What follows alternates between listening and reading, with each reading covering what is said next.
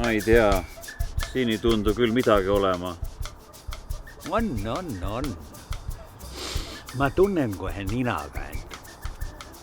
Täna me siit midagi saame. Ma ei tea, oleme siin 4 tundi olnud. Isegi ei näkka mitte. Oleks mul spinning. Ma võtaks sellega 10 haugi välja, aga õngega sellega on tead keerulisem. Vanaisa, mis see spinning on? Spinning? No see on nagu õng, ainult et kõriseb ja temaga saab lanti loopida. Ossa, tont kus tirib, tulge appi,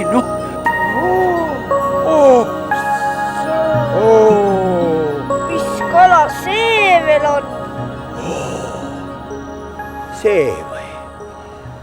See on sprott. Kas see ongi sprott või? Jah. Ma palun teid, laske mind tagasi vette. Vette? Jaa, ma palun. Siin õhu käes ma kahjuks suren. Kuule, sprott. Kuidas sa rääkida oskad? See on pikem jutt. Igatahes, kui te mind vette tagasi lasete, täidan ma teie 3 soovi. Kas 3 soovi näkku või kamba peale? Kamba peale. Aga miks sa 3 soovi näkku ei või täita siin? See on veel pikem jutt. Soovige, ruttu.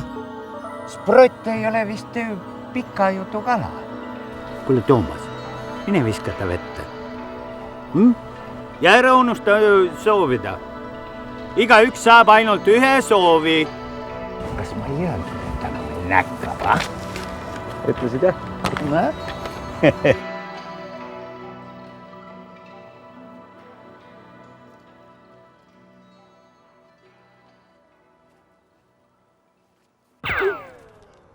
Hussa!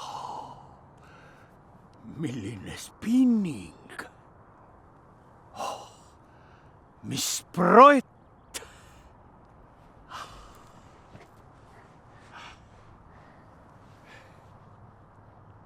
Mis sa, Toomas, soovisid endale kärssa või? Jah. Päris huvitav valik sul. Ei tea, mida see onu Jaan ka soovis. Aga kus see onu Jaan ise üldse on? Kus ta on?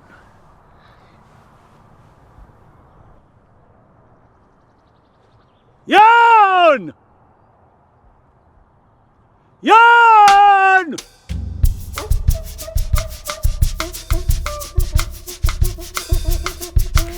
Kalandus on majanduse haru, mis on seotud kalade ja teiste veeorganismide püügi, töötlemise ja valmistoodangu turustamisega. Selle alla käib ka kalakasvatus ning kalakaitse.